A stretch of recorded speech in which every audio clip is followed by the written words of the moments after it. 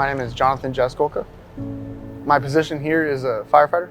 So I am originally from a place called Escondido, California. It's North County of San Diego.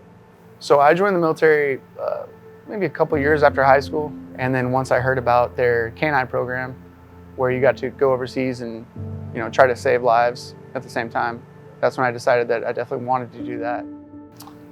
So I moved after I got out of the military. I decided to go to school in Colorado, and I got my degree there in Fort Collins, Colorado at CSU. And then after that, I decided to come back to Texas and become a firefighter. I was stationed here for 1 year when I was in the military at Lackland Air Force Base. So I did a couple of schools there for canine stuff. And then that was when I just decided that I liked San Antonio and probably would eventually come back here, and I did.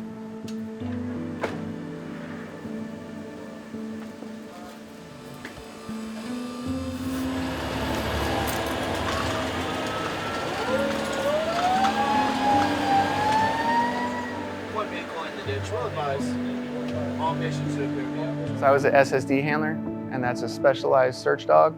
And what that is it's off-leash explosive detection. So I would be able to send my dog a couple 100 meters down a road and give him left-handed, right-handed signals to indicate to my dog which way to go, searching for explosives, and then bring him back. And it basically just gives you more capabilities, and it's a little safer for the handler and for everybody else in the on the patrol, because you have that distance between the dog and then that distance between the handler and the rest of the guys. So you kind of have these two buffer zones if anything happens.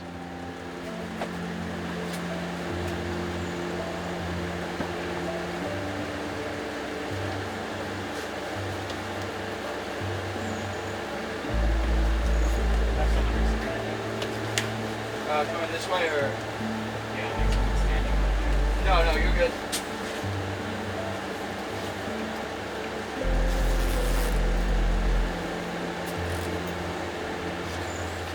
In the canine field, when we deploy, we're in a unit together, all of us handlers, and then we deploy, and then we just get spread out everywhere. We wait to hear back on who has casualties, who has a lot of casualties, and then they send us there. So I wound up going to an area called Sangin in Afghanistan, and it was the green zone, and it was just a hot spot in the summer of 2011. There was a compound that we always would receive fire from, and they just decided that we were gonna go check it out one day, and EOD was searching inside. He had a small find, and then they sent me in to look for secondaries with my dog. As soon as I cut him off leash, he was immediately showing change of behavior because there was odor basically everywhere in there. And I sent him forward, and he was about to sit, and that's when I had stopped, and I turned to yell to the squad leader that my dog found something, and that was when I stepped on my.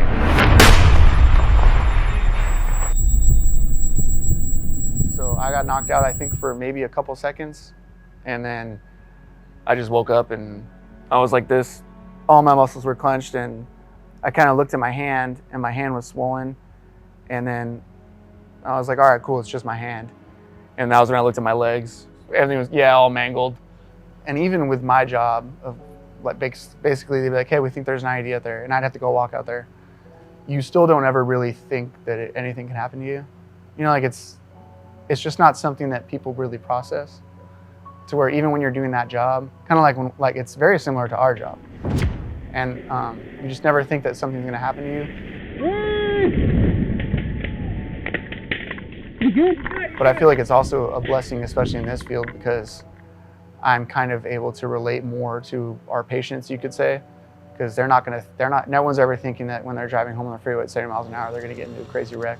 They're not thinking that they're gonna lose their leg. They're not thinking that that this is gonna happen to them. It's a straight shot, so people just go flying down it,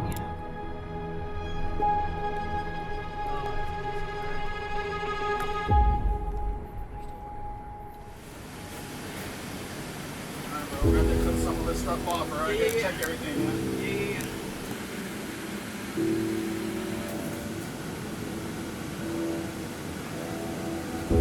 Secure this, try to get a little better so it doesn't come loose, okay?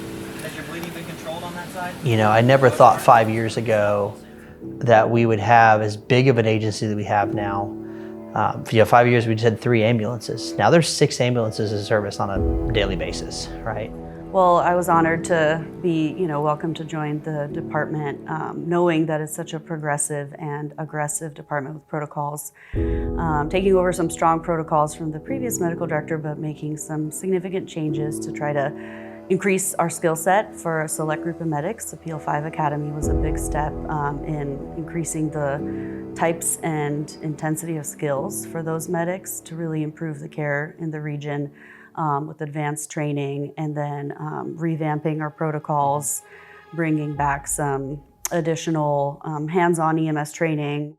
Bear County ESD2 Fire Department and Williamson County Wilco EMS. I think a well-deserved round of applause in order for these outstanding clinicians. So the sim competitions. Yeah, this is cool. The first time we did a sim competition was at the Critical Care Transport Medicine Conference. And I want to say that was 2022. I saw this thing on the website. We were going to go to the conference, and I saw the simulation competition. That sounds neat. I've never done one of those, right? I've heard of them, but I've never done one. And I poked Daniel Jordan about like, hey buddy, you wanna do this thing with me? It sounds kind of crazy. So I remember DJ and I walking into the little orientation briefing, and I just see flight suits. And they made a joke when I walked in there, and it's like, oh guys, hey guys, the fire department's here. They're here to save us. And ha ha ha, the fire department, yeah. So we went through the scenarios. The first one, they gave us a multi-system trauma patient we gave whole blood to during the scenario. And then the eyebrows were raised like, wait, y'all have whole blood?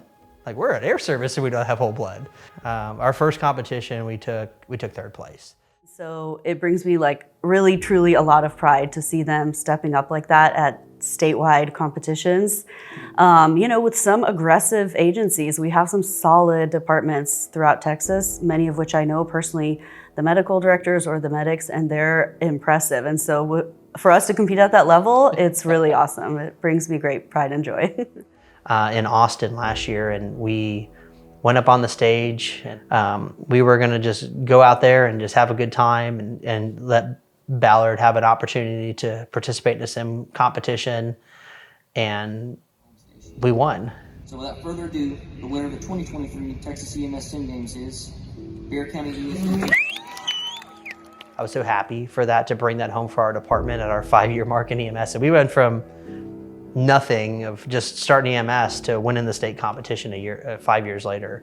Not even 5 years later, 4 years later. They work so hard, not just the training division, but our MOFs, our FTOs, people are doing this willingly, sometimes not for additional pay or benefit, just because they truly love to teach and they love to learn, they love EMS. And often I know in fire-based systems, it's kind of like a forced step. And that's unfortunate, with us, you can tell the medics really enjoy what they do and really care.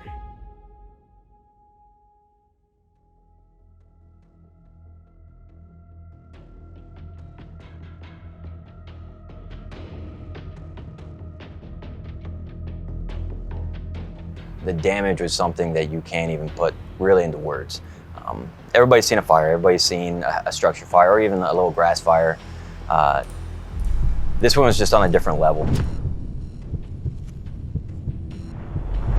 We're going through it. Gabriel, get out of here. Get out of here. It's blowing, Gabe, get out of here. It's so flat and windy up there that it just drove it. And the damage was something that it was as far as the eye could see. It was, you can't really even put it in words. It was, everything was gone. And then hundreds of homes were burned and they have nothing. Everything was burned. Cars, houses. Up there, it's grass. So we're talking about light, flashy fuels that doesn't take much to ignite initially, and it doesn't take much for it to spread fast. And I can imagine just the scene that they saw of just a landscape of gray and black. All their belongings, and they literally just got to start from nothing. And to see it on the news or to hear about it, it's different than being there and seeing it and actually meeting the people, especially the volunteers that had been working for a week and a half at that point when we got there. They can only do so much, and they were thankful we were there, and we were just thankful to be there and to help and to let these guys and girls get some sleep and, kind of, hey, rest your head, we got you tonight, so just relax. So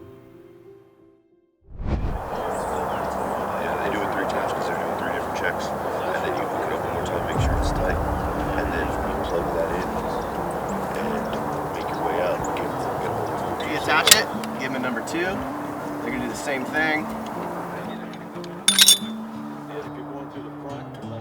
Training with our local partners like SAPD's Eagle helicopter detail and other ESDs around the area, you know, is very key.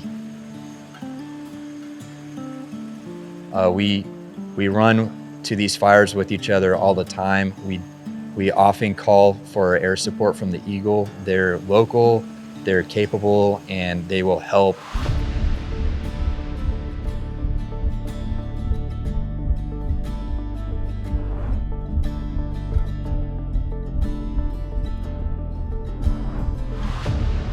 Go ahead, Battalion 24. Yeah, can I have a size estimate and the fuel that's burning in? It looks to me that there are multiple spot fires headed towards Wiseman. Region 21's going to be on location. You're going to be pulling the booster line. Go ahead, Battalion 24.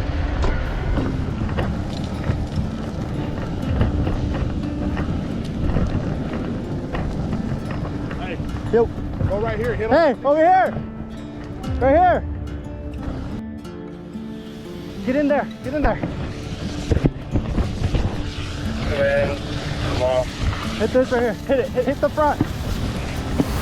Command, I'm sending engine 45, San Antonio unit, headed your way. Be advised they're going to be on 8-6. Again, 8-6. You just usually, instead of saying like, oh, like I can't do that or something, I'll just try to figure out a way to do it. I usually compensate with, you know, other parts or figure out a different way to do it, a way that works for me. But I haven't had it really stop me from doing anything so far, which is good. No, but I do this opposite. Oh yeah, I never really met any, I would say, resistance. No one ever said, has been, to where I was like, oh, I can't do a ladder lock, and like they just grabbed me a ladder belt. And they're like, oh, here, use a ladder belt. So everyone's pretty open about it. I feel like the fire service is one of those fields where it's like there's 1,000 ways to skin a cat. Open the door on the Charlie side. Open the door. You got a bed on the Charlie? So when I first was getting into the fire service, I called Teeks. They're the first people I called. I called Teeks and I said, hey, I want to do your guys' fire academy, but I have to let you know that I'm missing a leg below the knee. And it was kind of funny because the lady on the phone the receptionist was like, well, wouldn't it melt? And then in my mind, I was like, lady, if this thing's melting, like, we got bigger problems than my prosthetic melting, but. All right, straight back, straight back. All right, come on, 3, 2, 1. All right, you're good. Stand up.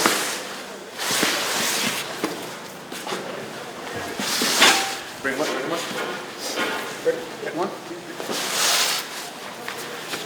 One, 2, 3. Right. Remember, they may not have clothes on. I sleep in my underwear, so if you come rescue me, I ain't gonna have no clothes on, okay? Yeah.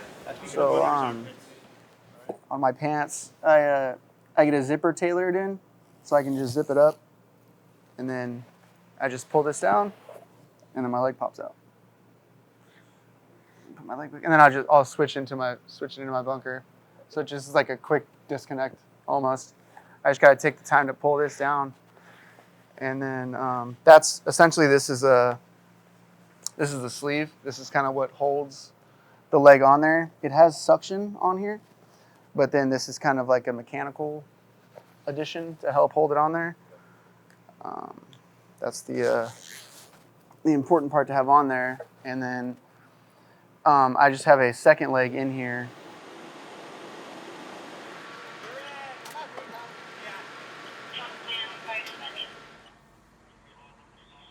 In the past, when I've had to rehab, I just take my bunker pants off and just throw a couple of those socks that were on the end of my leg back on to fill up the void, essentially, because as it gets compressed in there, fluid gets pushed out and it gets smaller, so you got to keep adding stuff so that you still have that nice fit in there. I definitely appreciate, the department hiring me and making me a part of the department, giving me the opportunity, everything like that. If I'm able to do it with one leg, you just have to kind of overcome the adversity and adapt and overcome, essentially. I feel like that's the biggest thing. I'm the biggest proof of that, Everybody's doing it one way. I might have to do a little bit different, but I'll get it done. News here on the fire scene. The old guy, yeah, he's old. But we're having fun.